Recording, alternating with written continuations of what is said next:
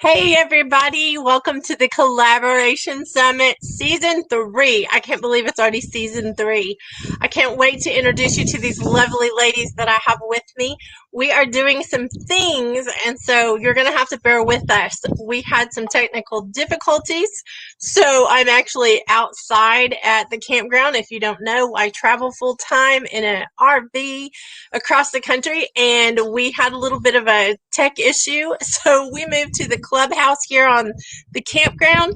So if it looks a little wild, it's because I was trying to do my sparkly background that I was going to do inside my RV, but it wants to it wants to fly everywhere.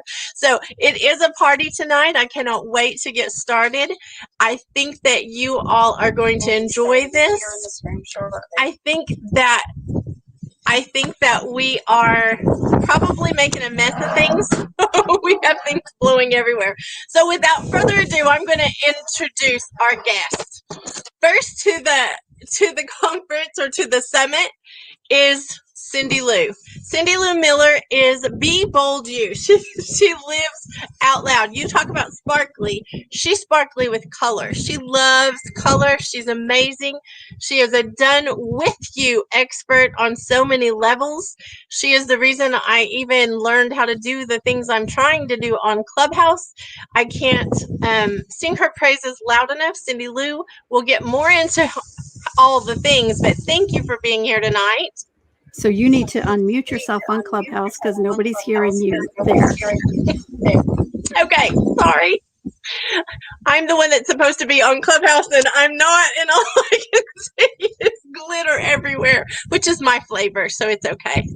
So next we have Miss Sherry Donahue Brown. Oh my goodness. Hello. Hello. Miss Sherry is an amazing human, first and foremost. She has done some pretty amazing things in her lifetime that we're going to be talking about over the next couple of hours. So welcome to the summit. Thank you. Thank you. I'm super excited. I'm so sorry, guys. We are trying our best to do a good job of this, and we are learning some things along the way. Okay. I'm going to put everybody in the audience in Clubhouse. Okay.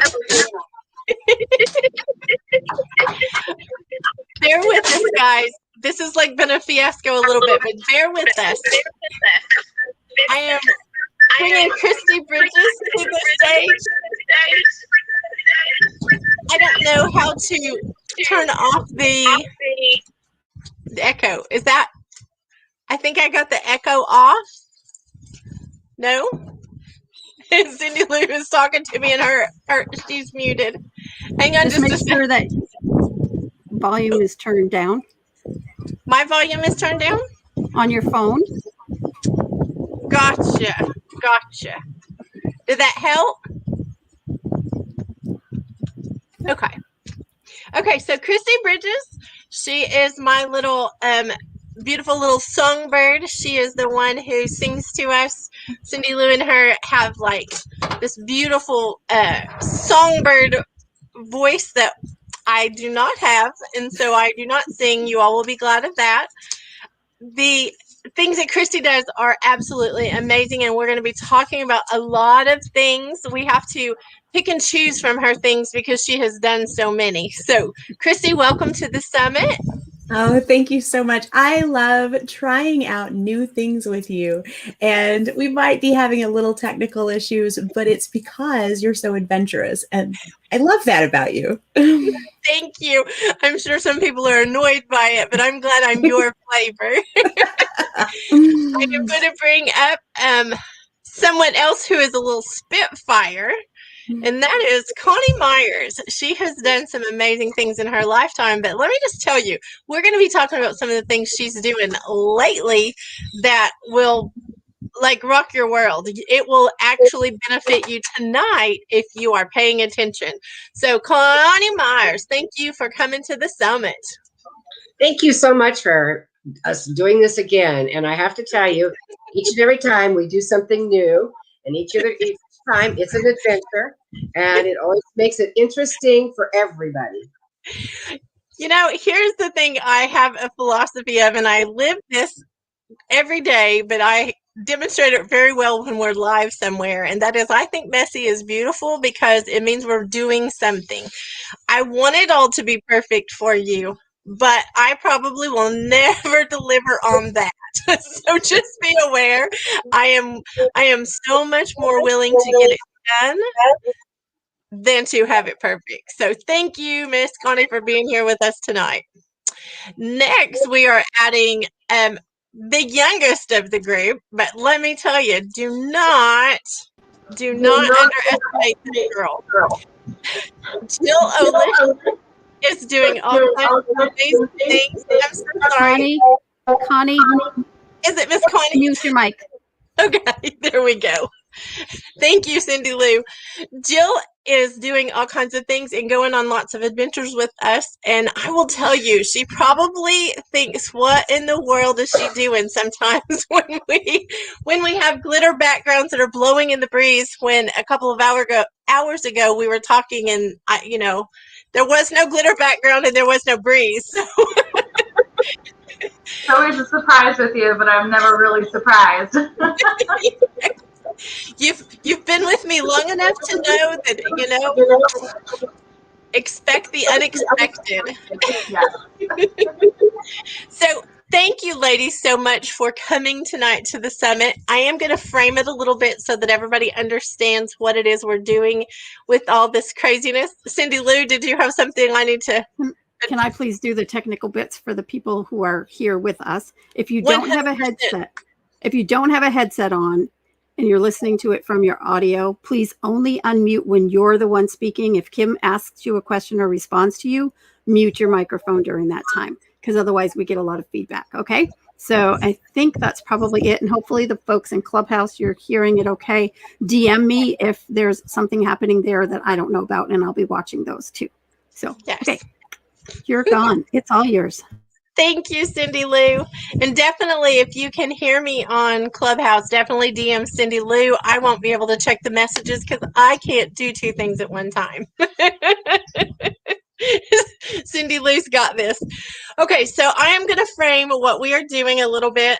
I need to frame where I am at again to make sure that if you're joining us, you can hear us. We are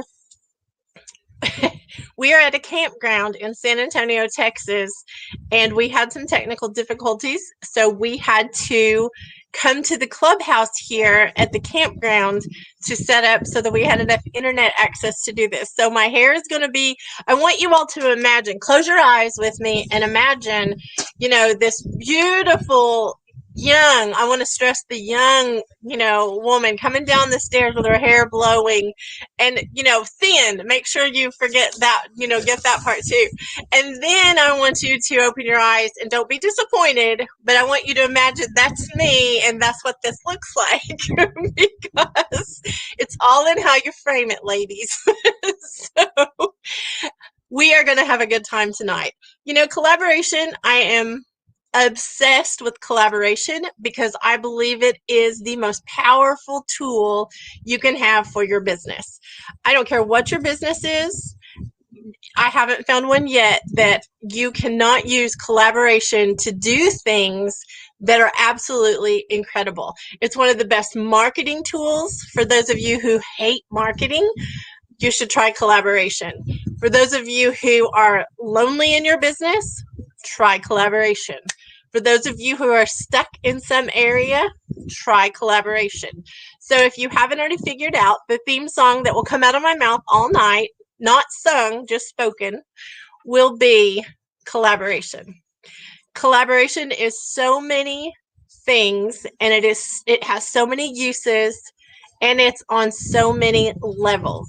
These ladies have all graduated from our class that we teach about collaboration. And here's the thing that I want everyone who's listening to know. If you ask these ladies to collaborate with you, expect questions. Expect that they will come with a very prepared response because they have a different understanding of how to collaborate with someone that is sexy. I want you to know this glitter is very sexy as I'm trying to talk tonight.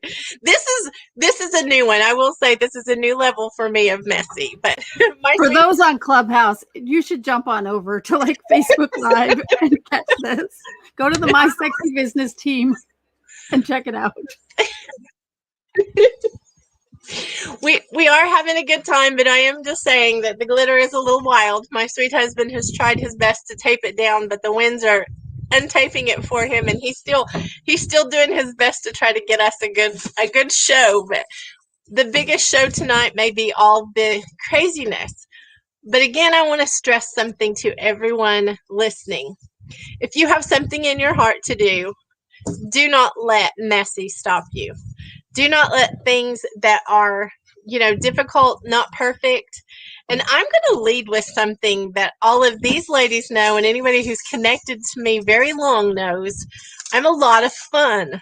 I don't play in business, but I'm a lot of fun.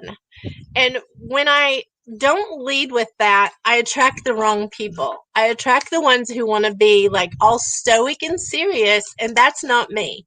So if you don't like fun and you don't like a little crazy, messy, doing adventure kind of things, then I'm going to just save your time for you. I'm not your flavor.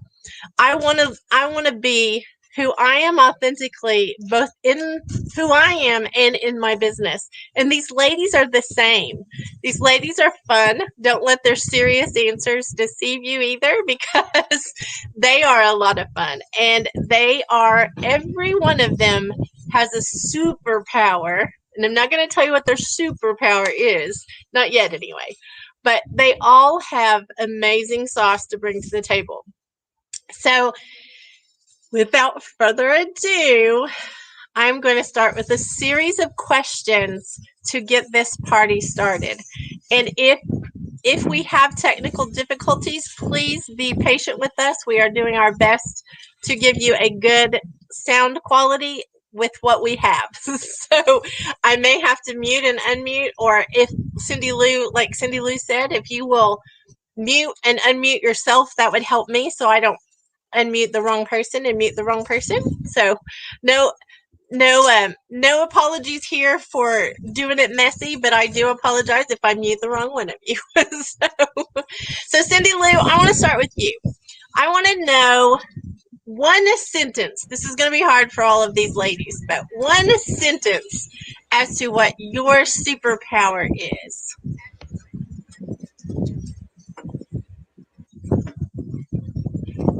The ability to take what is unseen and bring it into voice and give it the ability to be seen and heard. Great superpower. Christy, I want you to go next. I want you to tell me what your superpower is in one sentence.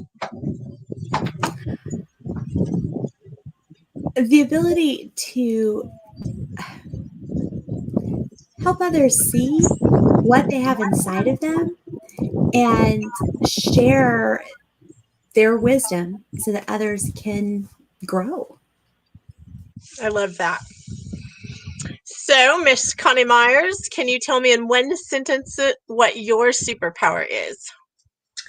The ability to be able to help people create a vision and then step into that vision and create the life they would love. Love that. So, Jill, would you tell us in one sentence what your superpower is? My superpower is the ability to help mompreneurs organize their lives and businesses without having to do it all themselves. Love, love, love that, even if I'm an empty nester mom.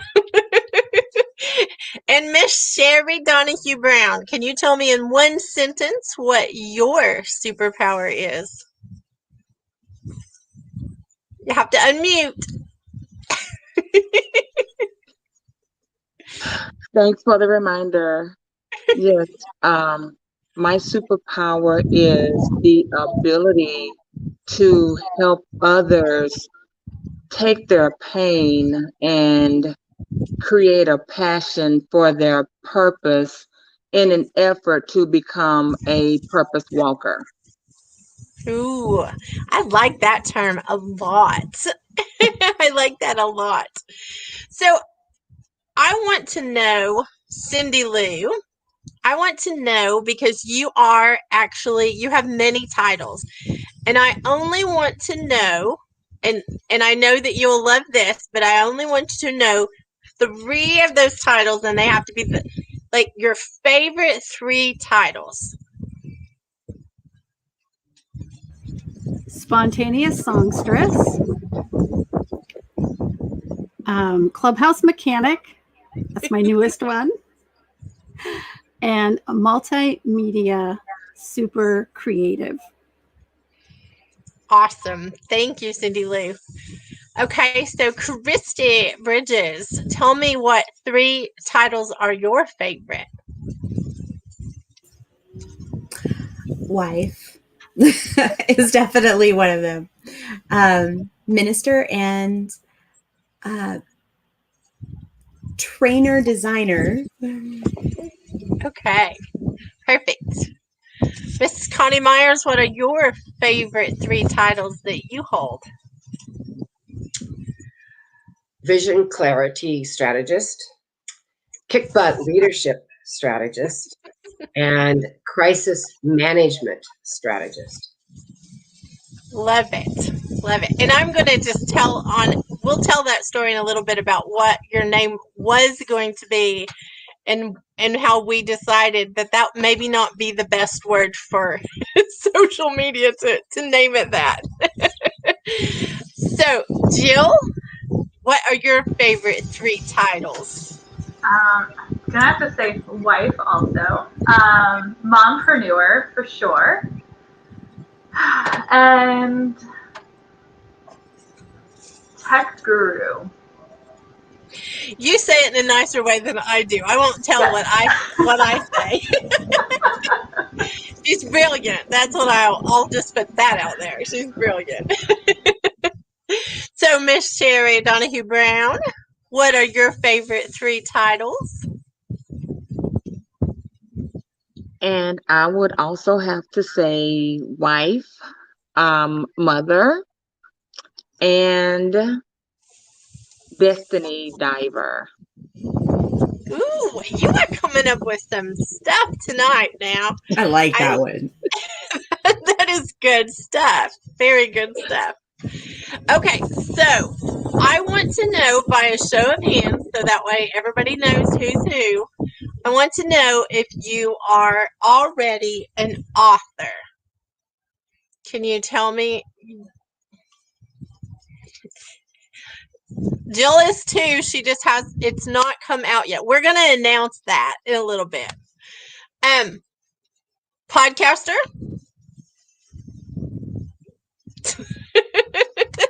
Speaker? Are you going to let Clubhouse know who's raising their hand? Oh, Clubhouse, I'm so sorry to neglect you. I don't know. Cindy Lou, I'm not doing a very good job with Clubhouse and this, am I? You're doing great, except for this one piece. You're doing fabulous. Well, the next question is going to be ask you about your favorite book you've written. So that's going to be the next question. So you can tell on yourself. Would that work, Cindy Lou? That'll work. Okay. Favorite book I've written so far is Becoming Bold You. Do you want a little bit about what it's about? I do. Okay, so it's about all things personality, and it's a guide to the Be Bold You personality expression system. And it basically is introducing to the concept that we all are made up of more than just our personality. We have our experiences, our education, the way we look at the world, our learning styles, everything comes into it, our strengths, the way we do things. And if we don't look at the whole picture, then we could get lost. And the other piece of it is you don't have to be boxed in by whatever the description says. You get to pull that description apart and hang on to the pieces that fit you and let go of the pieces that don't. And I love that. I love that you allow other people to be their real selves too by you doing it. That's what's sexy to me. Christy Bridges, which one of your books is your favorite? Oh man, I have an attachment to all of them, but I think my favorite was Option Ocean, Navigating the Sea of Possibility, because it was a turning point for me. It was just a serious game changer as far as what I'm doing now. And the purpose of the book is to help people who are kind of floating on an ocean of possibilities and don't really know what direction they want to go, to look at themselves, look at the clues God has laid out for them, and find the direction and learn to, kind of follow God's lead, but to discover their talents and the things that keep them wanting to get up in the morning and navigate that ocean. The reason it was so important to me is because it was during that book that I discovered that I love teaching, and I really love teaching people to become authors and getting them to tell their stories. So that just exploded the podcast and everything. Let me just say this though, so I can frame it for everybody. Mm-hmm. This was the book that you broke out in collaboration in a book form. Not only did you create the collaboration, I'm going to have to say that a million times over the next little bit. The collaboration was so sexy because you not only helped people gain confidence by writing the first time. That was another thing too that came out of that, is several people had never written a book before. And so giving them the opportunity to write a chapter got them started. Oh yeah. So you impacted a lot of lives by the actual act of the book. Not even just the book itself, but the creating of the book. So I'd love for you to touch on that for just a second. That was, it was just so fulfilling, because some of the people started, once we wrote that initial letter to ourselves at 18, dear younger me, and looked back at the person that didn't know what all life was going to bring, and then looked at some of the junk that we've been through and where we were now, a few people just couldn't stop writing. Once they started, they were writing chapter after chapter, and ended up, one gentleman ended up using those for sermons and for magazine articles, and another gentleman started writing his own book, and Cindy Lou started writing journals. And so there was just so much that came from it. And being able to, people love to share their stories once they recognize that there's value in them, once they realize that other people actually want to hear them. And so I was able to put them on the Facebook Live interviews and the podcast, and help them get their voices heard and really make a difference in other people's lives, who could look at their stories and go, wow, somebody else has actually been where I've been. So those places were really hard. And I just know that, I don't know, it feels good when you can touch somebody's life and go, hey, I know how you feel. It's a very good feeling. And you did that in a group with the authors, but you also impacted a lot of lives by the people who read the book afterwards. So I think that's like a sexy collaboration on several levels. So, and Cindy Lou, I'm going to come back to you at the end, because I want you to touch a little bit more on that collaborative piece. I should have asked you that and I didn't. But let me move to Miss Connie. Miss Connie, tell me what your favorite book was. Well, up until now, it was always Crystalline Moments. With my new book coming out, When the Unthinkable Happens, Be Prepared, Be Ready, and the impact that I believe it's going to have on people's lives. I have to say, I'm thinking that might become my favorite. It's to come out shortly. And it's basically to help consumers be better prepared for disasters. It goes along with my vision of helping 30 million people be better prepared over the next 5 years. So if I can make that happen, it'll be an incredible gift. But up until now, Crystalline Moments was by far my favorite book that I've been involved in. And it was a collaborative effort also. It had chapters of other people's stories in it, which I still love that whole concept because you are helping people jump off into writing that would maybe never have it's not really that they don't have the courage, it's just a lot of them don't know what they don't know. And so when you help someone be able to walk into that place of being an author and being able to share their voice, I think it's just a really big deal for you as the leader and them to receive it. So thank you, Ms. Connie. Yeah. So Jill, I think I'm going to save you till the very, very end because we'll talk about why you're now an author, which I'm excited. Miss Sherry Donahue Brown, tell us what your favorite book is and a little bit about it.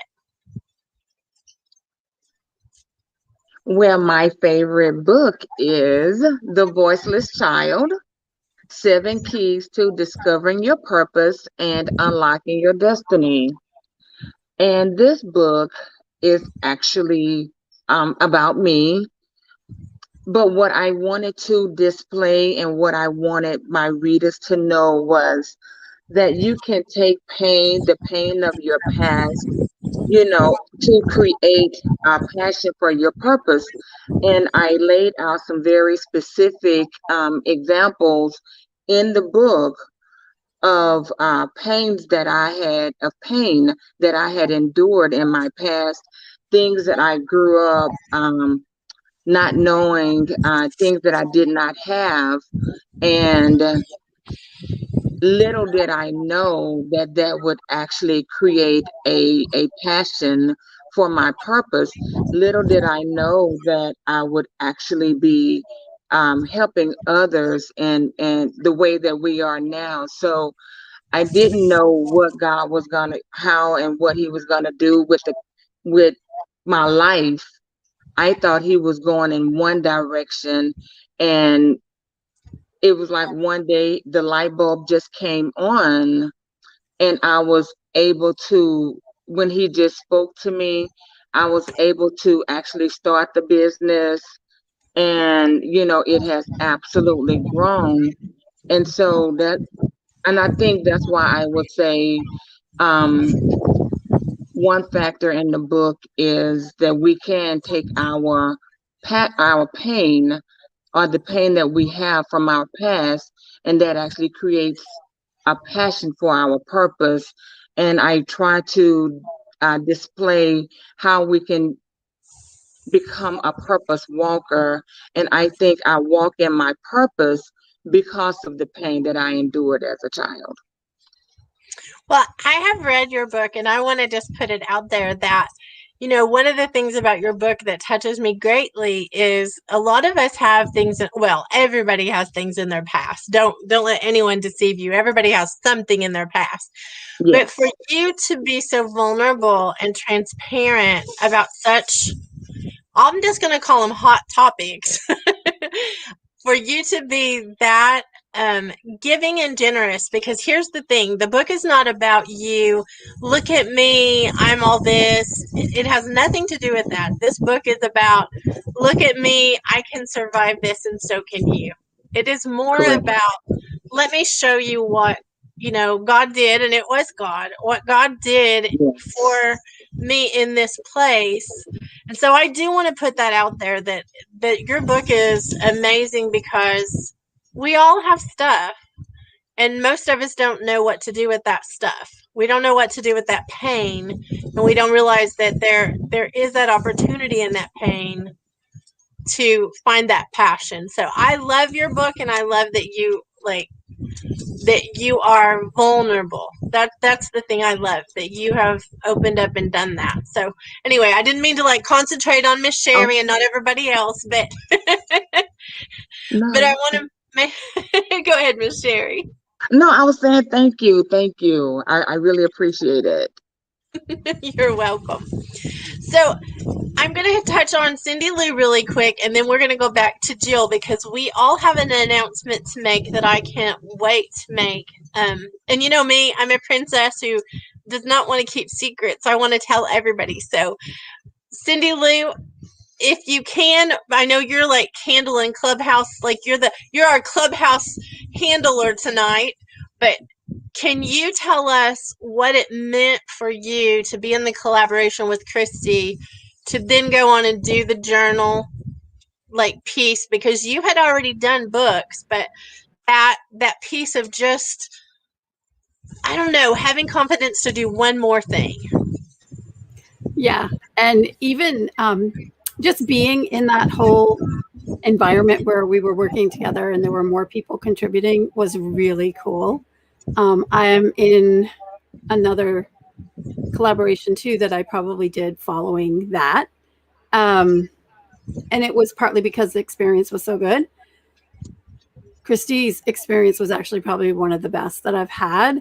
She really honored us as authors and didn't ask us for a mint and a truck in order to like be in the book.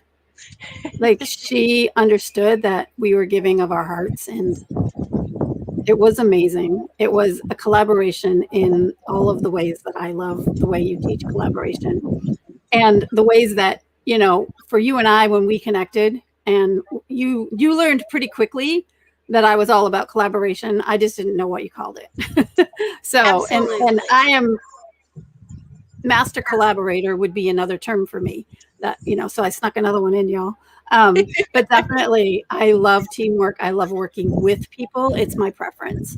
So, well, and I'm going to tell on you, Cindy Lou, because I love telling like good stuff on everybody. But Cindy Lou hopped into, because I do things messy. I don't know how to create something that's not messy. I'm going to just put that out there. We clean it up as we go, but I am not afraid to jump in and try something or help someone do something in a way that I don't know how to do it perfect. And again, if you're looking for perfect, I am definitely not your princess. I am not your girl. I will never be perfect. But when I do something, it's got a big motive behind it. And my motive was to teach people how to have these amazing collaborations to impact their income, impact their, you know, their influence, their lives in such a way that their business would grow from it. And I think that that is a very important part of collaboration. Is you don't go in with your hand out. You go in, you know, wanting something. You go in with your hand out, giving something. And Cindy Lou did this in a huge way, because when we did the very first beta test for our collaboration class, which we have a new name for, we'll have to tell you in a little while, but when we did the very first super messy one, I panicked, just kind of like I did with the story we're going to tell about this week and the panic I've had. But we didn't know how to organize what we were trying to do, because, and I can't say we, it was me. I didn't know how to organize what I needed to organize to make sure nobody was left behind. We had more people than I could keep up with, and so we had to do it in a way that we made sure nobody felt like they couldn't keep up or they just didn't do it. That's one thing about me and Cindy Lou, you know, that definitely she demonstrated. But we don't want to leave anybody behind. If you're in class, and I tend to be a lurker sometimes, you know, I tend to hold back until I understand the room, or in like particularly Clubhouse, or I will hold back. But in the collaboration class, there was no way to hold back and actually get through it, because I was asking you to do things that were uncomfortable for a lot of people, which Cindy Lou recognized really quick too, that we needed help getting that organized. So Cindy Lou stepped up immediately and said, hey, I can do this to keep track so that everybody gets taken care of. I'll never, ever be able to express the gratefulness, because it was such a big deal that we didn't let anybody down during that class. So Cindy Lou did that, but then she repeated it again because she came back for like season 2 of collaboration class. So Cindy Lou has been a big part of the collaborative piece in our business and our life for several years now. And she is in New Zealand. I want to put that out there. She is in New Zealand, and she has come to I think it was Texas actually both times. She has come to Texas to be with us for our Besties retreats and collaborated on that as well, like, because that's a collaboration effort also. So I just want to give honor to where, you know, everyone knows the awesome sauce that Cindy Lou brings to a collaboration. And you don't have to usually even ask her. She just volunteers, which is really, really sexy when you're in the deep end of the pool trying to survive, trying to make sure that you're serving everybody. Cindy Lou came to my rescue, and I am super proud of that. So thank you, Cindy Lou, again. Thank you. Thank you so much. It has been an honor to work with you. Besides you. Thank you, Cindy Lou. Well, Jill, I think we should come to you now, and I think we should tell a tale. I think we should talk about some things.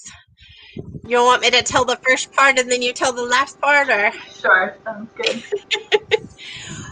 Well, I actually have 15 books, but none of those books have been actually put out in the like Amazon kind of world or any of those kind of worlds. I've used them as tools for my coaching clients. I've used them in my masterminds. I've used them for other things.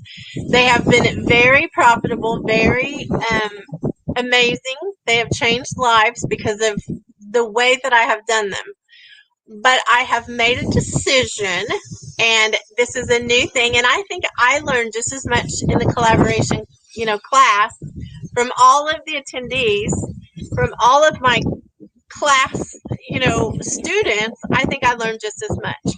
And one of those things that I saw that I needed to do was to be able to offer that collaborative piece in my book. So I pulled one of my books out of archive, and it's kind of our theme for this summit, which is called, and I know everybody will laugh at it, it's called, well, do you want to tell the title, Jill, or do you want me to? Sure, I can tell it. So it's called Red Lipstick, The Art of Showing Up. And as you can see, the red lipstick on Mrs. Kim here. I love it. I love it. Well, and it is about, showing up for opportunities, showing up for yourself, showing up authentically, showing up in a way that actually creates movement in not only in your life, but in your business. The amazing sauce to me was I had never thought of this until after watching Christy and Connie and Cindy Lou and a lot of other people that do the collaborative books. I never thought about it being an opportunity or a gift to someone until I watched them give that gift to other people. So I have to tell you, I think this is part of the awesome sauce of being in a collaboration. You learn. Everybody learns. You get clarity, you get organized, you get all kinds of things. But this book, I realized all these ladies had a story of showing up. They all had something to bring to the table. So we actually pulled this book out, updated it. Well, I'm going to say updating it because there's still stuff to be done. I am the bottleneck. I will admit it. I am the one because I do too many adventures along the way. But as of right now, we are going to be going to press, as they say, before this month is over. And Jill, do you want to give them a little tidbit of yours showing up? Sure. So as I've been doing our collab class, I've been discovering where my business is heading. And I was able to put a little, somewhat of an excerpt from the book that I'm trying to work on in my showing up example. It's all kind of coming together between speaking events and writing a book, and that's exactly what my article was about. All that being thrown into like one day and just rolling with the punches as it goes, and just being blessed with one opportunity right after another. And this is fabulous for me, being able to write it down, because it just helps me see where my personal book can go after collaborating with you lovely ladies. I am so proud of you. I have promised myself I will not cry tonight, just so you know. I do not want my mascara to run. That's what Miss Connie tells me. But I am so proud when I can look at you ladies and know the before stories, the before you had the confidence that you have now, the before you are walking in such amazing sauce, and the effort that it takes. Because the quote is, it takes a village. I think it takes a village for all of us, no matter what age we are. I think it's one of those things that when we walk into those things, it takes someone cheering us on. And a collaboration is such a sexy way to be cheered on and to be not only inspired, motivated, but also get a good kick in the booty sometimes. Because you know what? You got to have it done by a deadline if somebody's waiting on you. If you're doing something by yourself, you can make excuses. But if I'm waiting on these 5 ladies, which, I'm just going to tell you, they're always waiting on me. That's the way this goes. They are waiting on me to get things done because I always bite off more than I can chew. I'm not sorry though. I'm gonna be honest. I'm gonna be unapologetic about my biting off more than I can chew, because I have a quote I found. I don't even know who said it, but I'd rather choke on greatness, than be able to swallow average. Mediocrity. Yes, Christy said it. Mediocrity. Because if I am doing something major and I'm taking all these people with me, and you all are taking all these people with you, and we're all doing it together, how amazing is that to do these things in a fun way instead of being locked away somewhere, having no fun and having a boring life and having a boring business. I don't really think boring businesses are very profitable, honestly. I think there's some boring pieces in your business, but I think that when you are passionate, like Ms. Sherry talks about, when you're passionate about what you're doing and you have understanding of what the possibilities are, and you're hanging out with possibility provers. I always say I'm the guinea princess.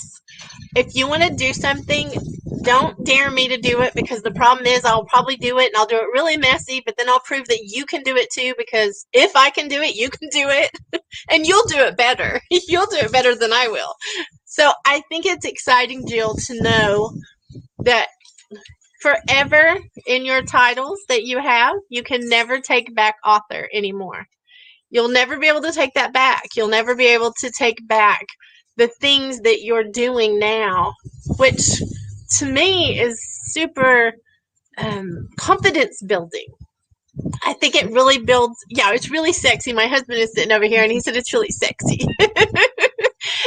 So I would like to know from Cindy Lou, I would like to know what has built your confidence muscles when it comes to a collaboration. Like, what really built your confidence muscles? Like, what would be that piece that you got out of a collaboration? Oh my gosh. I think working with people gives you an extra level of the accountability for sure.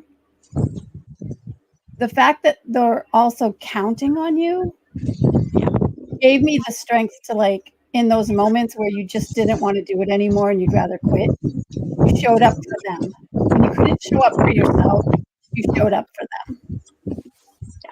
So I love that, Cindy Lou. You showed up for me in such a huge way, and I'll never, ever forget it. Like, that is a piece that it definitely does build your confidence muscles. And I'm going to tell you the other side of that. The other side of that is it also built my confidence muscles because you believed in what I was teaching. You showed up, and then you showed up again, and then you showed up again, and then you showed up again. Like, that was the thing, that when someone keeps showing up for you, you realize that you can believe in what you're doing too. So I think it builds confidence muscles on both sides. The accountability piece and the showing up for someone else. But I think it also makes us feel like we can conquer the world when we do it together. So Yeah, I want to say one more thing about that.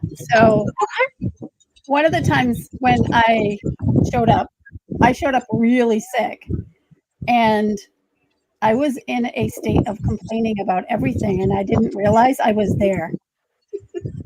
And this is what collaboration will do, right? Like Kim says, well, we keep hearing what you don't like. Is there anything that you do like? Like, seriously, everything that I was saying was, I don't like that. I don't like this. I don't like this. She's like, do you like anything? Like, are you here for any reason in particular? Like, why are you here? And she didn't know how sick I was at that time. No. And physically, I was super, super sick. And I had gotten myself into this cycle of looking at what I didn't like. And what I didn't like in life was the fact that I couldn't go at the pace I was used to going. Mm-hmm. Leaning on collaboration allows you to keep going even if you get sick. Yeah. Other people will pick it up if you ask them to. Yes. And then show up again. Like, I could have taken offense at that and not kept showing up for you. And I think that is where you really went, she's still showing up. Yeah. She's still coming back. Right. And we have this lifelong connection now that we'll never, I don't see any way that it's going to break. And No. I'm going to give it all to God and just say, it's all yours, Lord, and you take it and do with it what you want. Yes. When you find somebody that you work well with and that really understands collaboration, you help each other. There have been a couple times this week where I've fallen down and haven't been able. She's like, and I just tell her, I'm too sick. I have to go to bed. She's like, okay. No, and you not. Yeah. Be honest, be who you are, be where you are, own the fact that you're not perfect. Ooh, just saying. And Cindy Lou, I do want to point out too that whenever we were having that conversation, it was out of a deep love for you that had developed over time. And I think that's what collaboration does too. There was something wrong. You didn't share with us that you were sick, but there was definitely something wrong because your attitude was telling me that something was wrong. That's not who you are.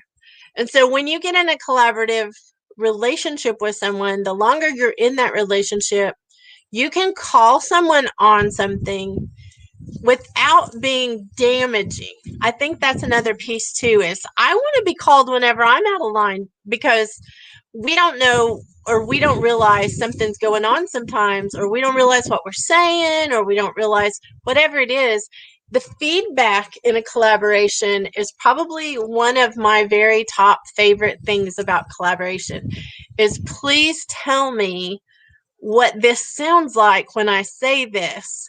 Because if you don't tell me, then somebody out there is going to tell me in a way that they don't love me. And so I would a whole lot rather somebody that loved me, rein me in and give me clarity, give me understanding of something. So I love our relationship, and I love that, we didn't have a big fight over something, or that's the thing. I don't think that is the kind of collaboration you ever want to get in.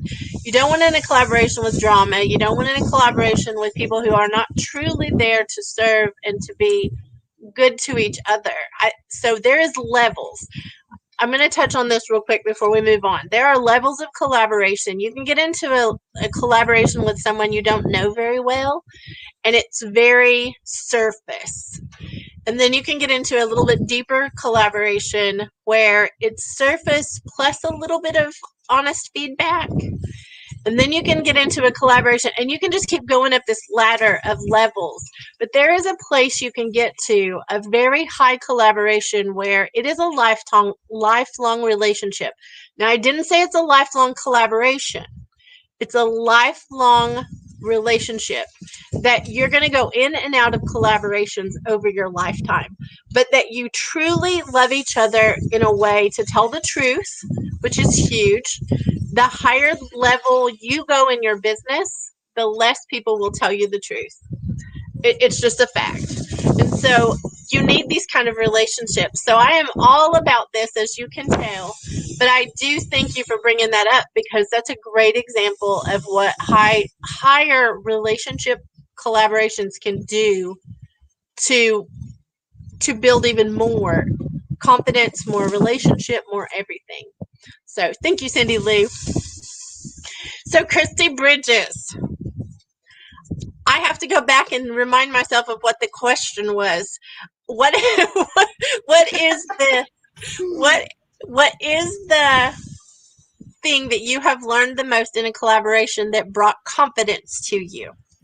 You know, Cindy Lou stole my answers, but I want to expound on something that you triggered. So yeah, totally. Because the confidence builder is the fact that exactly what you said, Cindy Lou, when I'm too insecure or too down or too whatever to show up for myself, there's somebody else expecting me to show up.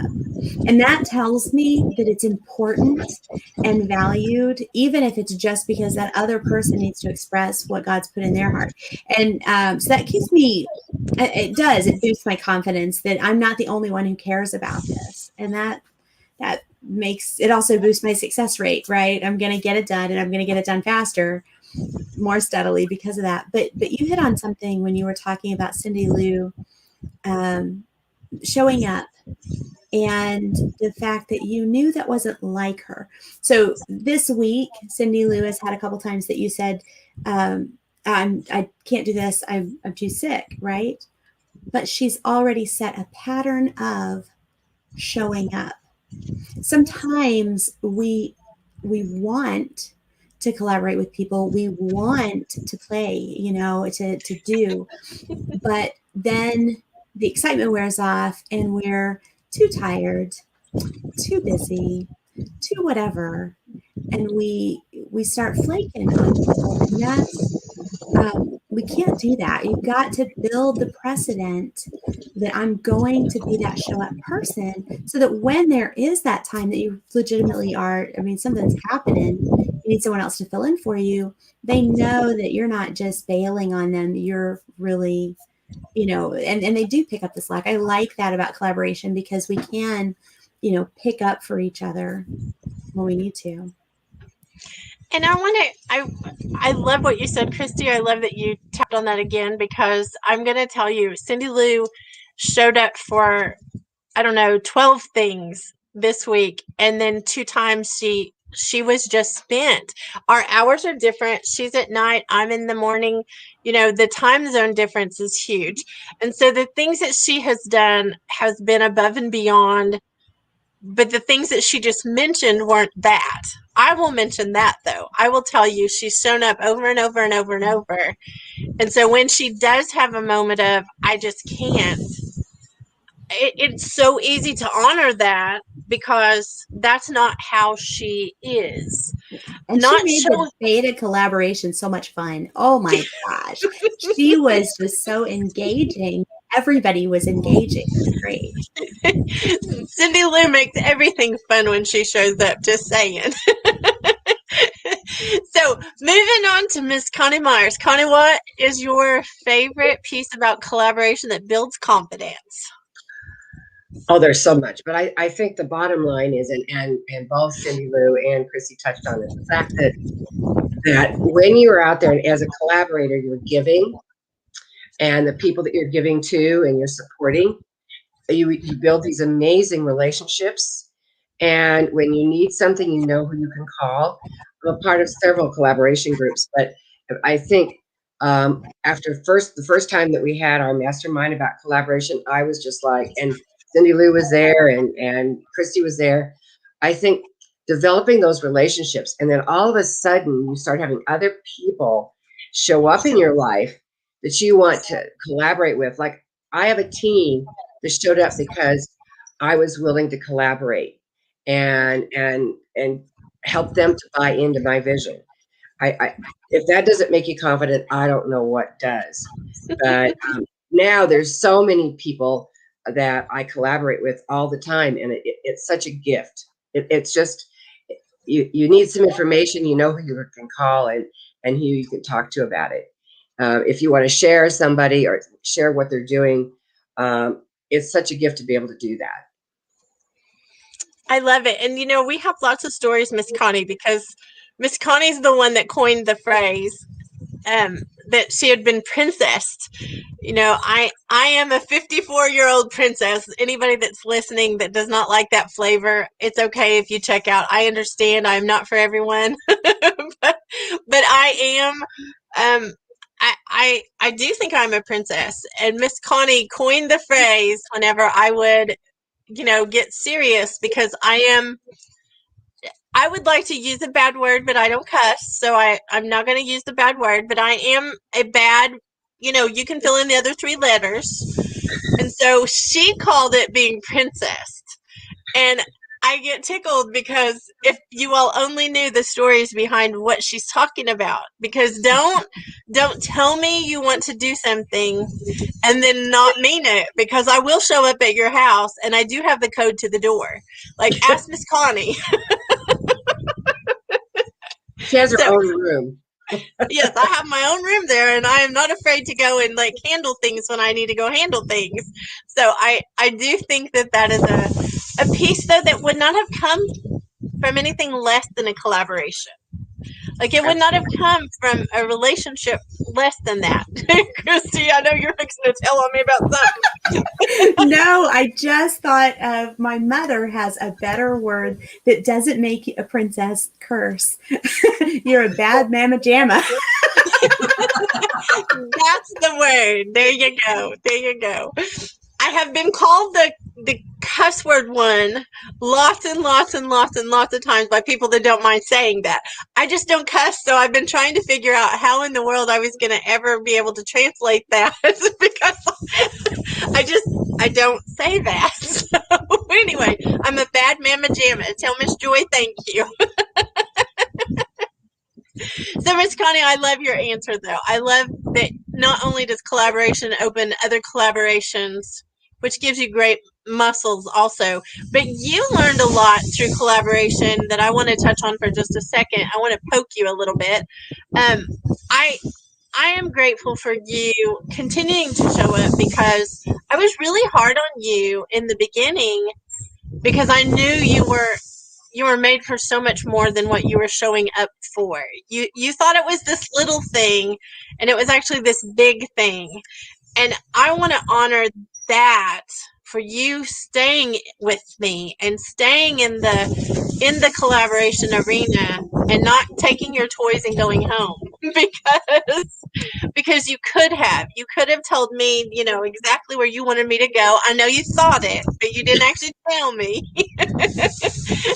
I know you cussed me, but I didn't hear it. You know, that was okay. So I do appreciate. I have to say, Kim, if we all need to be reminded once in a while of how we can be better. And yes, you did take me to the edge a couple times, but but I think you have to recognize that, especially because we have collaborated, that it was out of love, and you can't take something like that without understanding that. I mean, if it had been anybody else, I would have told them where they could go. But but because I knew you and I trusted you, and I knew that you were doing it from a point of love. And you certainly saw a much bigger picture than I did in the beginning. I think, though, that part is what I hold so precious, is the fact that you trusted me when you weren't trusting you. Like, and I do think that that's a big point to push on, because look at how many lives you are going to touch. You said it a while ago when I was going to like make a bigger deal out of it. And that is, your goal is 30 million people being prepared for disasters in the next 5 years. That's a really big goal. But you know what? It all started with the she shed. It all started with this place of, that's how big your vision was then. And now look at you rocking. It's going to happen. There's already thousands and thousands of people that are moving towards that 30 million people. And all of that because you kept showing up. So I do want to honor the fact that you have showed up and showed up and showed up, and how amazing that is. So thank you. Thank you. My Okay, so Jillo. She is, oh, I'm sorry, Jill. She, sorry. I would love to know, because I know you're kind of new to the collaboration arena, but I would love to know what your favorite thing that you have learned from collaboration that gave you some confidence muscles was. Right now, I think what's giving me that confidence is working with people who know what I don't, and being able to lean on people that have the knowledge that are bringing it to the team, whereas I can also bring other knowledge that they don't have, and that's also a nice little confidence booster too. So that's that part of the collaboration is what really gets me lifted up higher. I have to tell you, you bring way more to the table than you have figured out yet. Like, that is another piece I want to put out there, because you are brilliant in so many areas that you're just discovering. And I love that you are allowing us to speak into your life, because that's another piece of collaboration is we get to see in each other the things, you know. I am a visionary. Like, I know that to be completely true. I am a visionary. I see things a lot of times before people will see things. But I'm not saying that as a prideful thing, because I didn't get to even choose that. That's just how I'm wired. And when I see things and people start moving towards those things, which is what I've seen you do, I look at you and think, look at how many incredible things and how many lives you're impacting by the lives you're impacting now. And it's going to continue to ripple out. Like, the things you're doing right now will continue to help not only business owners, but mamas. And that makes me, I just can't even tell you. I love that, and I am proud of you. So, Miss Sherry Brown, I want to know, what is your favorite bit about collaboration that has built some confidence muscles? Okay. And Miss Kim, Yes, ma'am. honestly, I have been a lone wolfer.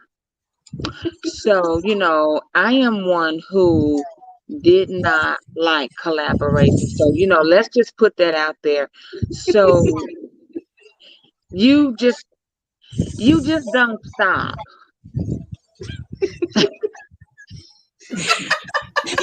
A truer statement was never said. She really doesn't, Sherry.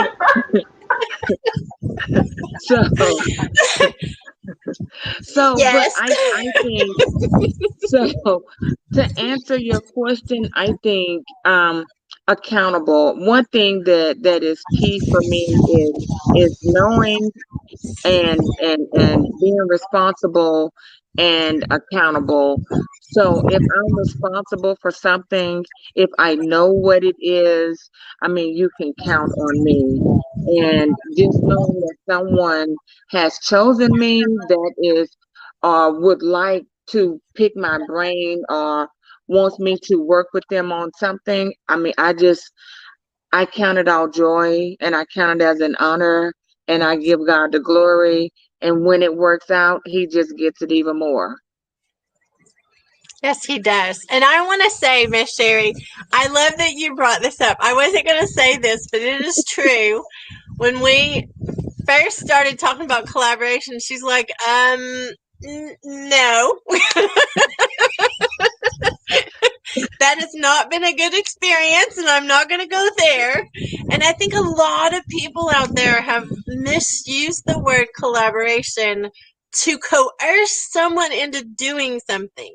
So you bring up such an amazing topic of how a bad collaboration can ruin you on even someone using that word in your life. It's like a bad relationship. It scars you. You couldn't have said it better. You couldn't have said it better. It is, and it feels like a divorce when you break up from a bad collaboration, because it never ends like you want to, if you don't have the pieces in place. Now, there are ways to not have that happen, but Right. that's not what anyone teaches. That's not what anyone tells you. They just want you to buy their thing, usually. And so tell me what the difference has been for you in finding a different viewpoint of collaboration. Now knowing the goal, like I really want to be, now I know to be very specific.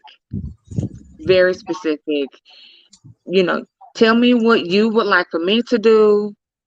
I know what I'm responsible for. I know what you're responsible for. I know when I need to show up. I know how I need to show up, and I know what you need to do. That's the difference. That's what I know now. And now I know that I need to have a breakup plan. And it's like, okay, you know what? We are going to end this. And I know we need to have a time frame. And I think before I didn't have any of those pieces in place.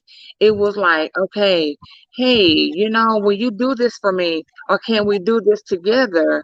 And it's like, okay, so yes, we can do this. And will you put up the money? So I put up the money, and it's like, okay, so what is the benefit? And it's like, okay, so what are we doing? And I didn't know what we were doing. And then it was like, okay, I didn't get anything out of it. Didn't know my purpose, didn't know why I had to show up or what I was doing when I showed up. And those were just really bad experiences for me. And so it just really left a nasty taste in my mouth. And I decided that I did not want to go down that road again. Understandably. But understandably, that's the thing that everybody listening has had at least a bad relationship. You don't want another one. You don't want to go into another bad relationship. And collaboration is exactly the same thing. You don't want another bad experience. You don't want to be the one that shows up and nobody else shows up. That is not a good experience. That is definitely not. So I am proud of you for getting past that roadblock, because it is a roadblock. This did not work, and I'm not going there again. And look at you, all showing up and doing all kinds of collaborations. Right. Right. Well, I'm proud of you. And I think thank you. Confidence-wise, has it helped you with knowing how to move forward? Has it helped you in that way? Because you've used a word with me before that I kind of want to touch on too, about confidence. When we're stuck somewhere for a little while, we lose our confidence. And you are a very confident woman. You are a confident woman. But when you get stuck, you kind of get it just starts seeping out almost. It does. It's almost like having a flat, with your tire going flat. It just seeps out a little bit at a time until it just goes flat. Yeah. Awesome analogy. Well, thank you, Miss Terry. And I'm glad those confidence muscles are Yes. That's right. That's right. Okay, so let's go back to Cindy Lou again. Miss Cindy Lou. I would love to hear how it is that you would describe the perfect collaboration. It can't involve me if it's perfect. So maybe one notch down from perfect so I can still play too. And I love what Christy said a while ago. It's like asking somebody to come out and play.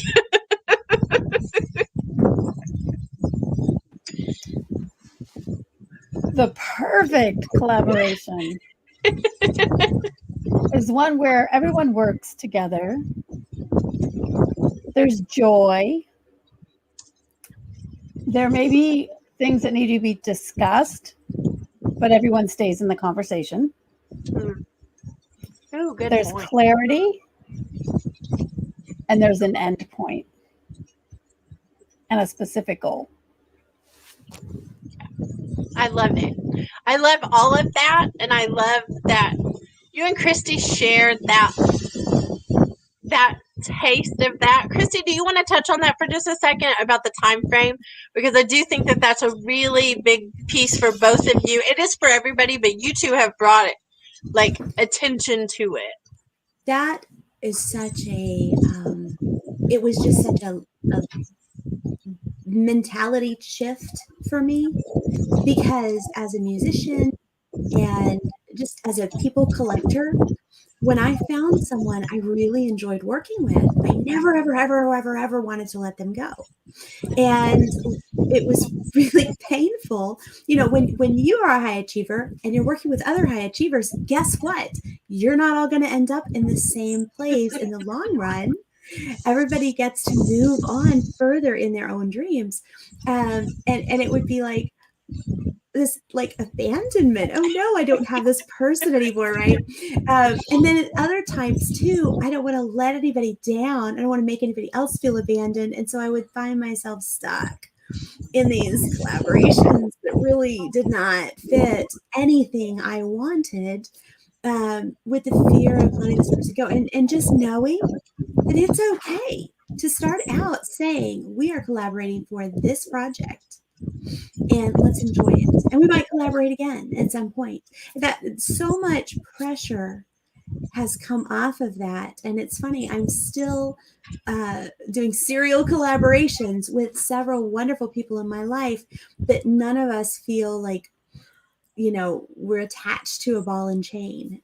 So thank you for that. Thank you for that freeing idea. That's a really good visual, though, because if you feel like you're having to drag somebody or drag, you know, somebody that wants to run the other way, especially, because that's what I picture in my mind when I think of, you know, you can't ever leave. And I am a big proponent of, I want you all to do what it is that you're supposed to do with or without me.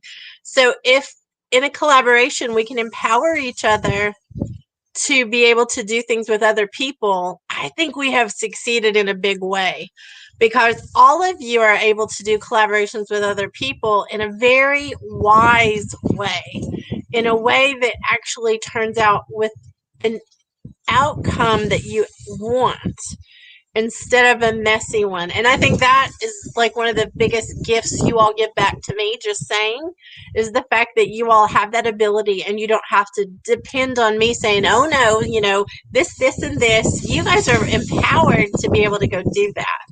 So I do think that's really, really sexy. So, Miss Connie, what would you say your perfect collaboration would look like?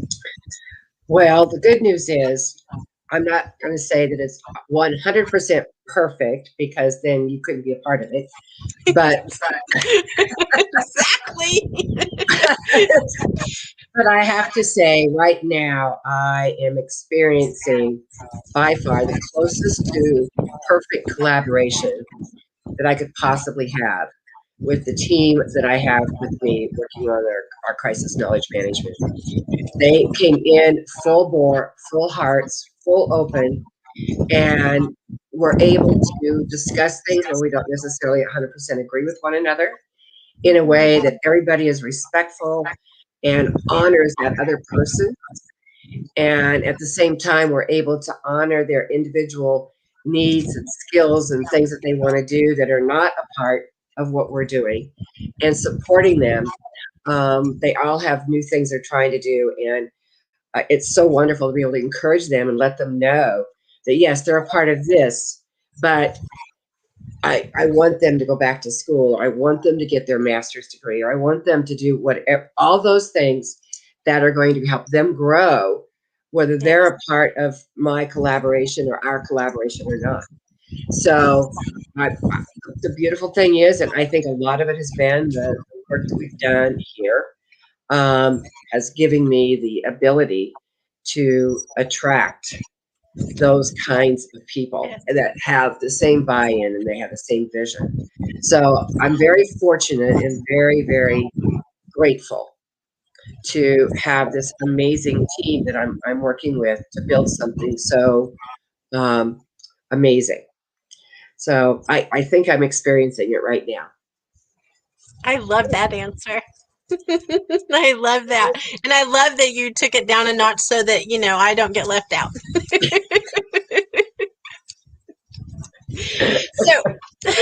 So Jill, I'm going to ask you, what is your idea or your view of what a perfect collaboration would be?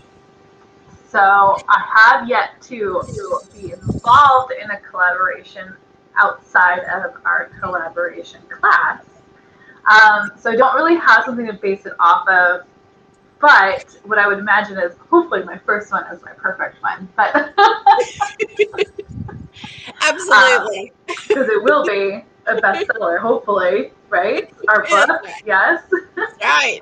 See, that is a collaboration. You have been involved in another one. Yes. I think the perfect one would just be where communication is seamless, our execution is close to perfect, with hiccups, sure, but we're able to work through it together. But just being able to be on the same page and keeping up our accountability to one another would be exactly what I would expect from someone putting they're 100% in, as I am. I love that answer. And you touch on something really important too, is you need to be on the same level with your collaborators. It doesn't mean that they have to be, you know, we get caught up in numbers. So it doesn't mean everybody has to have the same, you know, 100,000 followers on every social media platform. And we don't have to be the same exact number that we make every month. We don't have to be at those levels. But I do think that you have to be commitment level compatible. If you're bringing 100%, and I'm bringing 10%, we have to discuss that up front, not in the middle, because that's where Miss Sherry can describe the flat tire again. It makes you not want to do that. It makes you not want to show up, and then all of a sudden you're not true to your character because you're 100% show up kind of girl. And so I love that you say that. I don't want it to be another high school group project. Oh, could you say that about 3 more times? Oh man, that was a good one. Yeah, absolutely. So describe that, because you know what? That's a really good picture of, you know, describe that and then contrast it with what a collaboration would be. So, especially with a school project, all you really have is a grade that's keeping you accountable. Because, you know, if your part doesn't get done, it's still going to get turned in, and the other two might get a weighted grade, and you're still going to get your crappy grade. But in reality, with a collaboration, if that happens, you're just not going to succeed in your business or what your outcome is, and your goals are going to be shattered. And it's not necessarily going to affect your counterparts who you're collaborating with, but it's going to affect you down the line and your confidence too. Like, it's just, you know, like, I don't know, like, you have a bad experience doing it. If you don't show up and do it, no one's going to want to collaborate with you to begin with after that. So it's just, don't do it. But you also don't want who you're collaborating with to have that experience with you as well. So you don't want to partner up with the wrong people to have that happen to you. I love that. And I am going to touch on something to go along with that, because there are seasons in your life that you need to choose wisely all the time when it's time to collaborate. But there are seasons in your life that you also need to be cautious of signing on to something that you can't actually go 100% in, even though you want to go 100% in. Like, there are times when you want to do it. You love the people. You know, it's a great fit. It's all of that. But you know what? Maybe it's the week that your baby's going to be born.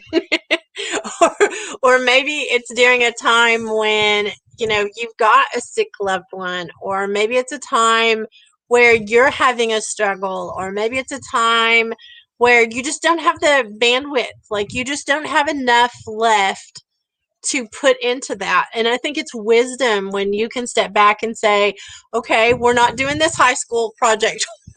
You know, we're not going to do this because that's how we would show up. And so I think saying yes to the right things, saying no to the right things, and I did say that properly. When you say no to the things that you should be saying no to, that is a right thing to say no to, even when it means you're going to miss out on some fun. I am so attracted to fun in business. You know, I want to have fun, but there's some messy bits behind the scenes that we got to deal with in order to have those fun times. And so when I am struggling to get some of those things done, I do have to slow down. I do have to slow down and say, I cannot do these other collaborations. I've actually turned down several collaborations this week, knowing I would have only shown up partially because I didn't have anything left.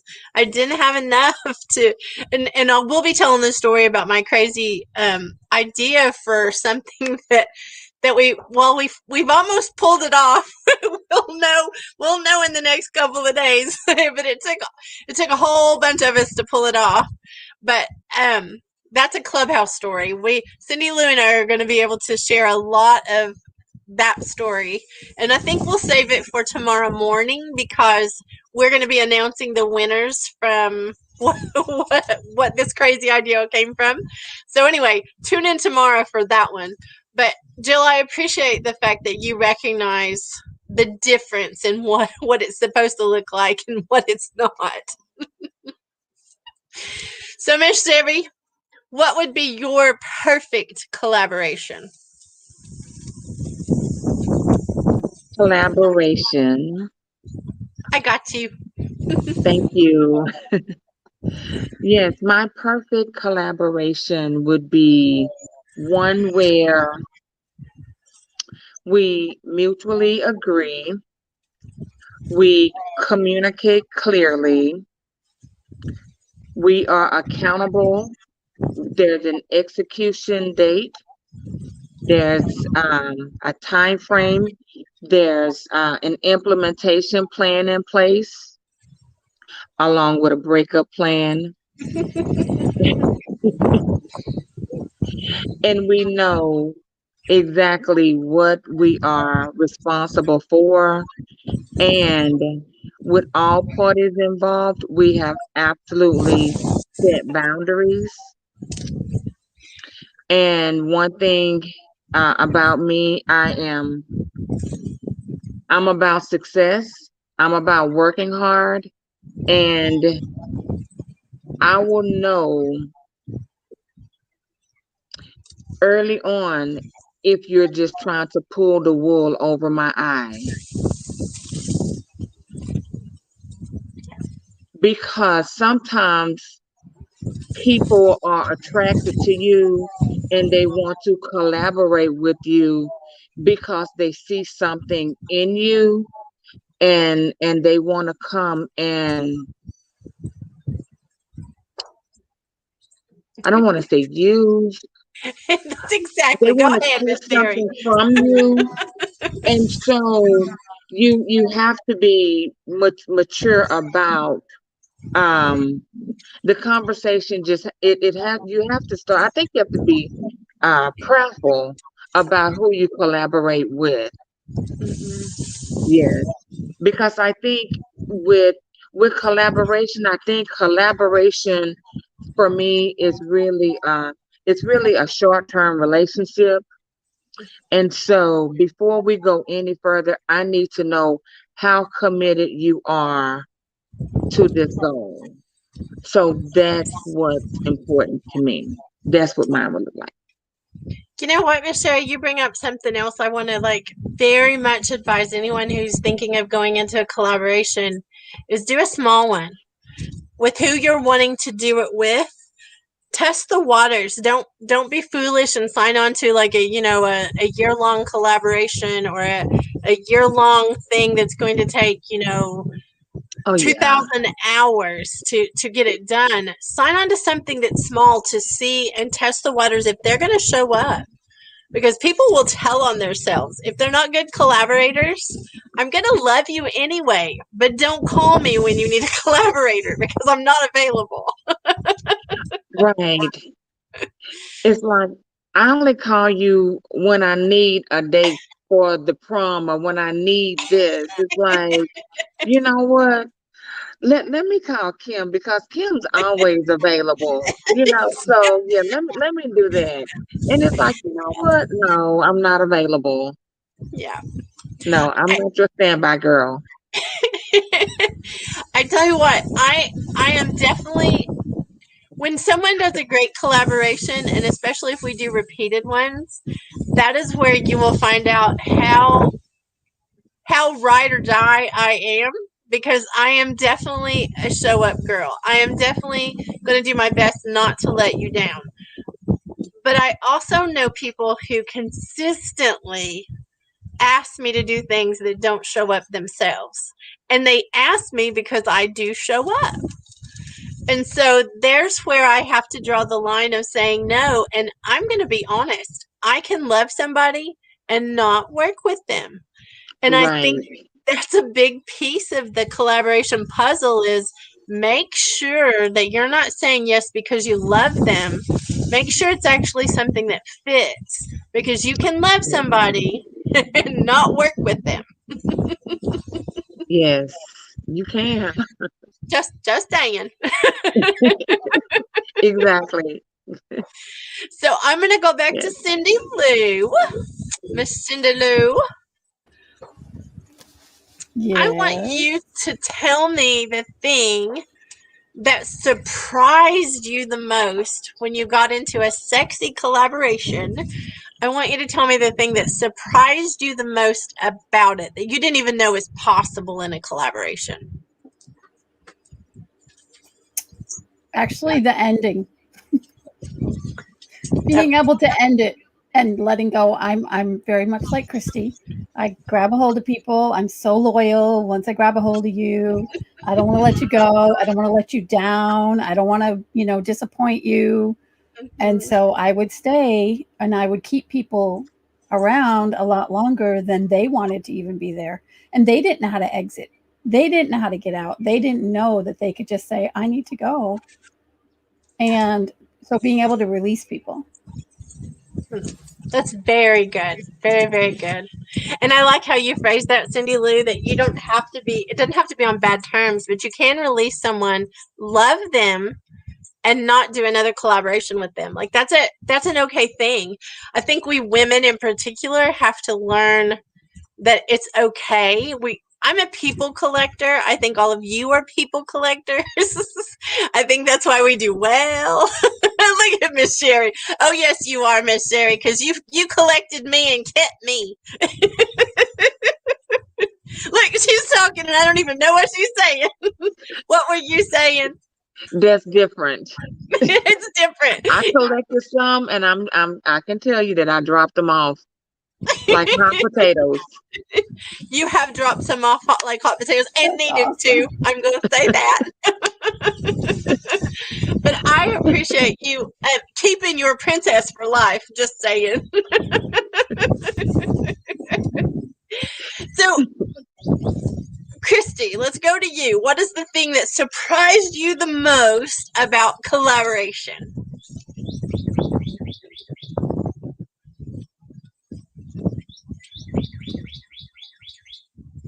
And you can't use Cindy Lou's answer. I know, right? Honestly, I didn't. Okay, so two things. Number one, and actually it's probably encompasses both things. I didn't expect to enjoy it so much, which is funny because, I was in bands for years, and that's collaboration right there. But when I've done my own thing, it's all I've been kind of a lone wolf myself. If you want something done right, do it yourself. And I've always been like, I know what I want to do, and I'm gonna. And I didn't expect to enjoy collaboration so much, but it was such an answer to the, instead of just working alone and having to deal with my own lags in motivation and having to deal with my, some loneliness because of all the work, actually just having a good time and having fun with other people who worked as hard as I did. And that was a big surprise, that there were other people who worked as hard as I did. And that actually sometimes when I would feel myself want to be lazy, I wouldn't be able to, because this person's putting their all in there and I'm going to show up and put my all in there. And that's kind of a fun little competitive, not competition in like, we're going to be better than each other, but like, let's see who can keep up, and that's really fun. I do that kind of thing more like in my courses and stuff that I teach with other trainers, but even in the book projects and stuff, it's neat to see people really dive in and take it seriously and give their all. And I love that. It's invigorating. I love it too, just by the way. Uh-huh. And you were always afraid whenever we did some of when we do about anything, you always have that little temptation of knowing I'll show up at your house too. That's true too. You are the hardest person to say no to ever, though, because everything you do is so much fun and I want to do it all. And you have to force me to say, I will pray about this and get back with you, instead of just saying yes. Because there's been so many times that I was like ready to pack and leave that night. And Richard's like, what are you doing? I'm like, well, Kim said this is going to happen. And it sounds awesome. He's like, don't you have a day job? I'm like, I don't care. So yeah, you've helped me to not just jump in, but actually step back. And it's nice to have someone who is accepting of that, someone who's kind enough to say, I would love to involve you in presenting this opportunity, but I will still love you and ask you again if you say no to this opportunity. Did you know, I'm going to tell you a little tidbit. Did you know that saying no to a collaboration gets my attention more than saying yes does? Uh-oh. I'm going to tell you why. Because if you can say no, and I don't mean say no for the wrong reason, but if you can say no for the right reason, you have my attention because that's my flavor. I want people who know the boundaries and are not afraid to say, I really want to do this, but I really need to not right now. That to me is so much sexier than someone being, saying yes and then not being able to actually follow through or not being able to have peace about it. Because I will tell you another little tidbit about collaboration is collaboration can take a lot of pressure off of you, like a ton of pressure. And it's the pressure we put on our own selves by saying yes to things we should not say yes to. So I appreciate you saying that, because I do ask you, and you do say no at times, and I appreciate that. I'm glad you do, because you do know I'm coming back. It's not a okay, if you don't do it this time, I'm never going to play with you again. If you find someone, I appreciate that. Well, if you find somebody that's like that, don't collaborate. I'm just going to tell you out loud. If you find somebody that wants to manipulate you into a collaboration, please run. Please, please just run. We need to be a little more graceful too. And it goes back to what you and Cindy Lou were talking about earlier, or I think it was you and Cindy Lou, or you and Sherry. I don't know. It's been so much good conversation, but about knowing how much someone is going to contribute at the beginning. If I can't say yes to the role you've offered me, a lot of times you have said, well, there's this other role that takes less time that would still allow you to be involved. Yes. And that right there, being able to negotiate a smaller role, to still be able to enjoy the process, but know ahead of time that you're not going to need me, at 2 a.m. to be finishing something, and that I'm not going to be letting you down. That helps both of us. Yes. Yes, absolutely. I think that's a really great thing that comes out of a collaboration is that very thing, is getting to know how to not put pressure on you and them, and learning that ability. I love that, Christy. So, Miss Connie, what was the most surprising thing? And you cannot say me coming to your house. What was the most surprising thing? Yeah, that would probably. We're gonna end up probably having to tell that part of the story at some point, Miss Connie. But but what is the most surprising thing you have discovered learning how to do like the right kind of collaborations?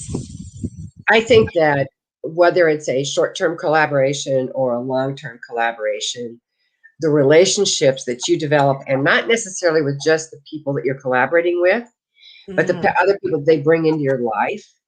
And I think for me, that was surprising. I was thinking, okay, well, I collaborate with this person, that person's going to be gone out of my life. Well, that's you create that relationship, and it's a trusting relationship. So that relationship, whether you collaborate again or not, is an ongoing friendship that you can have. And maybe you will down the road collaborate again. But I think to me, it was just really the amount of respect that you get when you collaborate in the proper way, and the amount of love you're sharing with one another is what it is. So I love you, and I think it's funny because we've been through a lot. You and I have been through a lot together over the years, and I want to point out something to everyone listening, that this is a woman who, in her younger years, her little sassy self, she took companies that were just an idea that are now required practices in business, and she actually took them to every state and set up, national companies from an idea to being national. So I don't want to leave off the part about the past where you have known how to hustle your little buns off, doing that lone wolf thing. Actually, you did a lot of things lone wolf, but how amazing it has been to watch you go from having that ability, because you still have that ability, but harnessing and leveraging that to, I'm going to go back to the number again, 30 million people. 30 million people in 5 years. That is an accomplishment that not many people will ever be able to say they had. So I just want to say kudos again, because you learning to collaborate and you getting these people, attracting these people, doing these things, that is what has happened, is you've gone from awesome things to thinking you might even retire, which was a joke, by the way, to doing all these amazing things.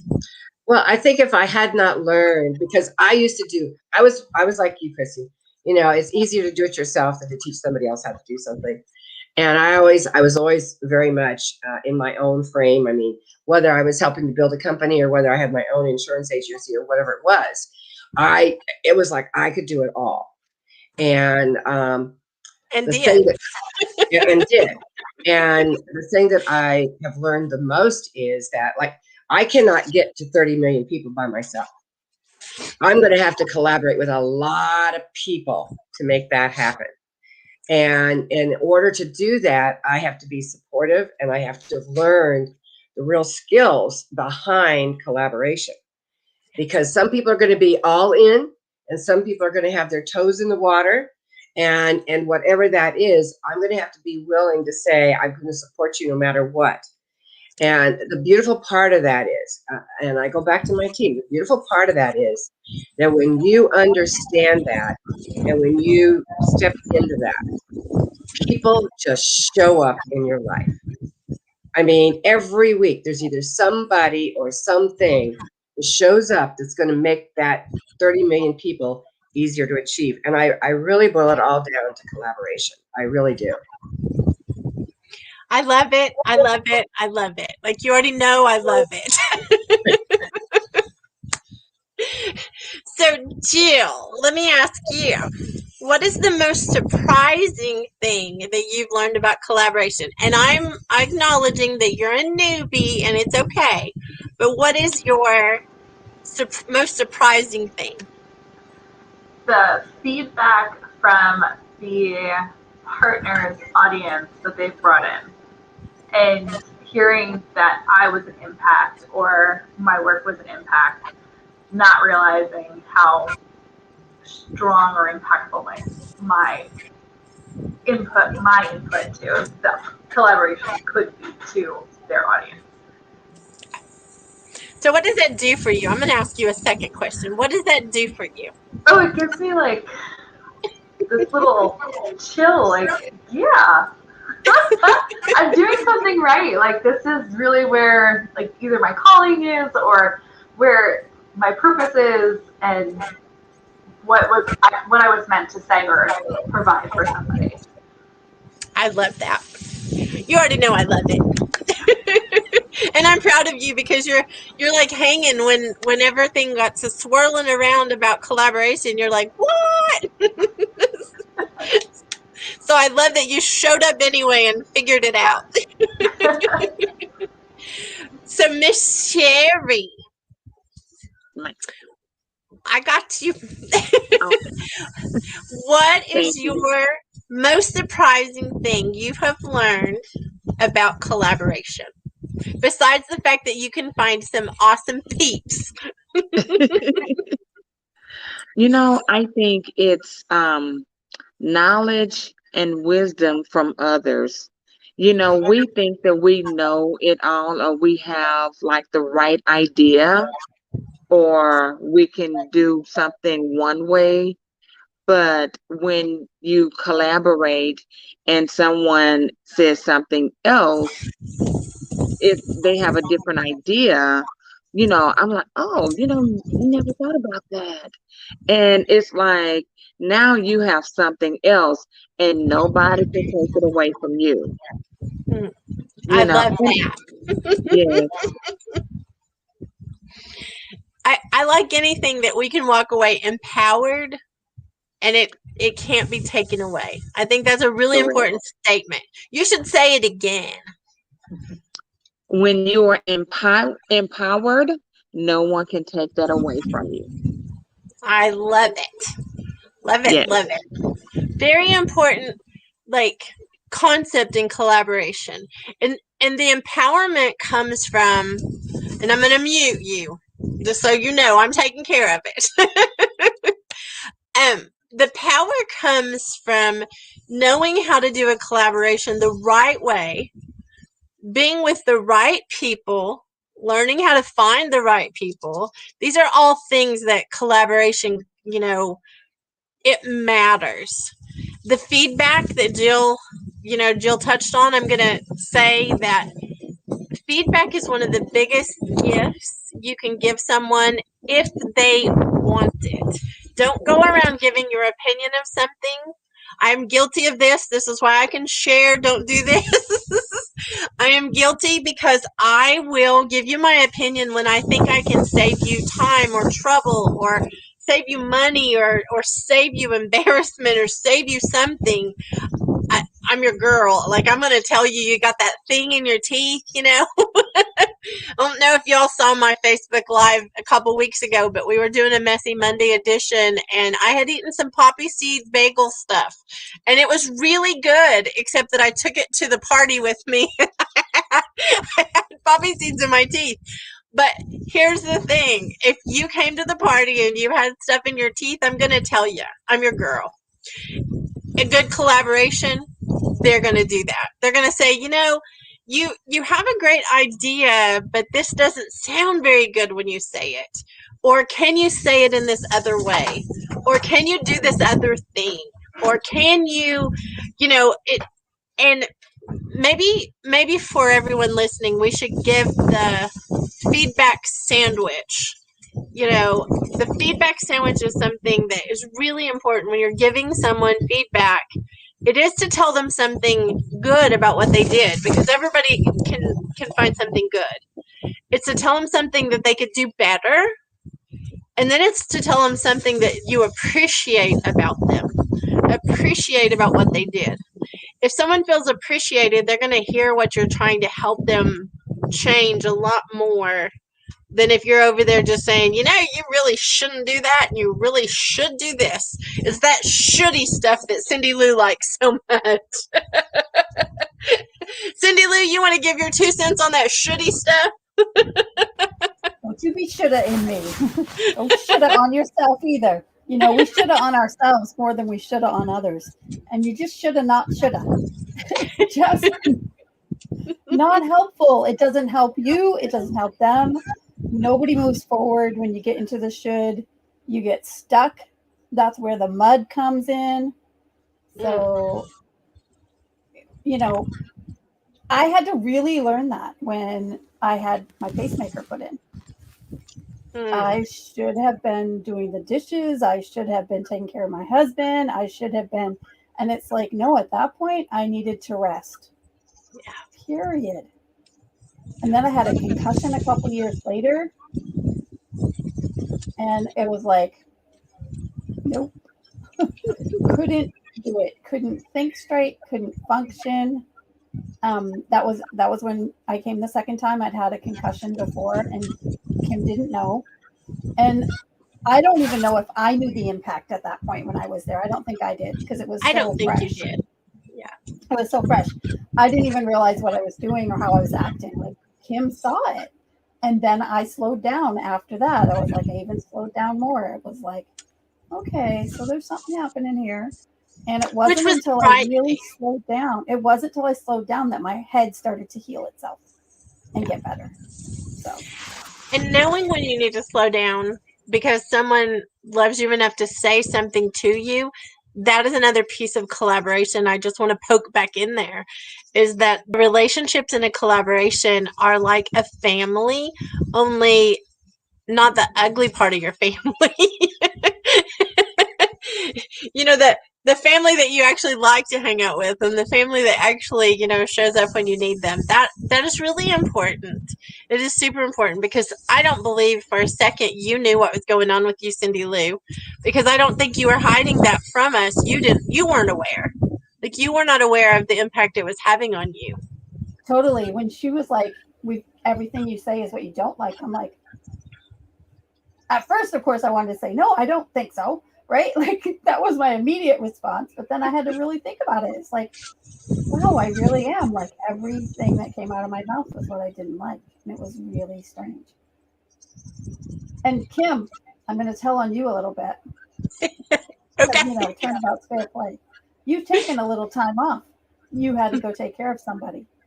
I did. And you could have come back and not gone the same direction that you would, but you came back and you're showing up. And because we knew you showed up before, we're all here for you again. Yes. And it is so that pattern of showing up that lets people know. And when somebody who shows up all the time takes time away, it's a real issue, and you pray for them and you lift them up and you send them a note every now and then to say, I'm thinking of you. And I did that over the time, it's just, I'm thinking of you, sending you love. Not knowing what was happening, not knowing why she was taking the break.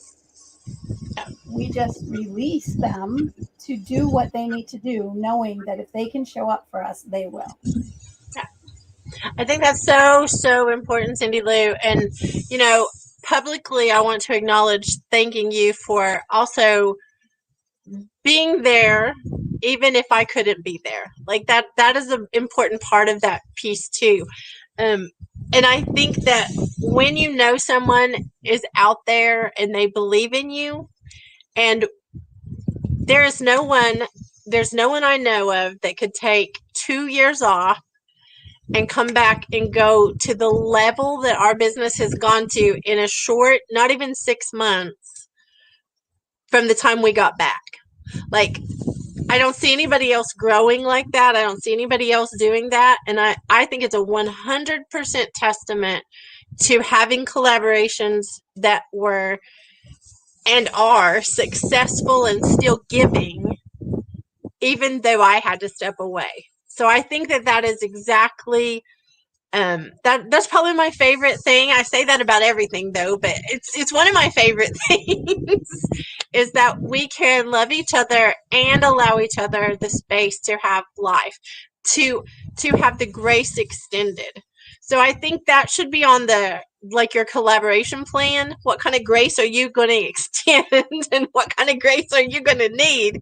Because we never know. We never know what, that wasn't planned. It wasn't planned for you to have an issue. It wasn't planned for me to step away. None of that was planned. But how sexy is it that we can step back into those places and have those relationships still be there and have those, I don't know. I think all that's super sexy. We are almost out of time, so I want to make sure that we touch on whatever it is you want to touch on. Cindy Lou, will you take a couple of minutes and speak to whoever's listening and you say whatever's on your heart?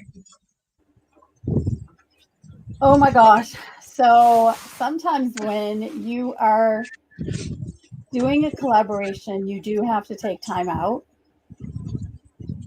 And having that exit plan set up ahead of time, having those things put into there. And I think the grace, I think we do need to add that into the plan, right? Where is the grace?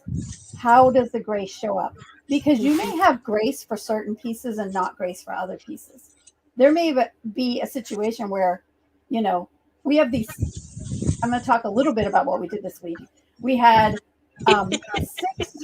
6 rooms added to my schedule this week because Kim was doing on something. Clubhouse. We'll tell you more about that on Clubhouse. And so I had to shift some things, and then there was a day where I couldn't, and I'm like, I can't shift this. So who do you have that can be backup? And I helped her figure that out, right? I didn't just let her flounder on her own. I can't show up then. So who am I going to show? Who's going to be my backup? And how can we find backup? And who do you have that you can pull on? And, you work with them to put that grace into place, right? So I love that. You can do it. I love it. I actually am going to have a really hard time not telling that story. I'm going to have to make sure we cut off on time tonight. So I won't tell that story tonight. It's so funny. But you all will get a big picture of you'll get a big picture of who I am and how I do things, but you also will get a big picture of how a collaboration and collaboration partners show up for you when you have been faithful in what you do also. I think that's the thing. It's reciprocal in the showing up for each other. So Chrissy, so I have to go check on my husband. I'm gonna turn my camera off just so you know where I am. I'll be right back. Okay, no worries. So Christy Bridges, what would you like to say? Take a couple of minutes and say whatever's on your heart. Honestly, I just really have enjoyed the people that I get a kick out of hanging out with people who have a heart for the same thing I have, and who want to actually live in purpose and not just talk about things, but do. And that just it lights me up. And I have met so many people because of the collaboration class with you or different collaborative things that we've done. And then that's branched out into kind of like Connie said, when you've been in a good collaboration, it's easy to have others. Some of the things I learned in that beta class, I met a girl last year and we started talking about writing, and within an hour we had designed, begun to design a whole series of workshops together, and had a collaboration plan because of what I learned, and that ended up being so much fun. We're going to do it again this year. So it's just really neat to, world and my community has expanded because of just find and really enjoyable people to work with. Thank you. I love that. I love it. So, Miss Connie, can you tell us some last little tidbit in a couple minutes time?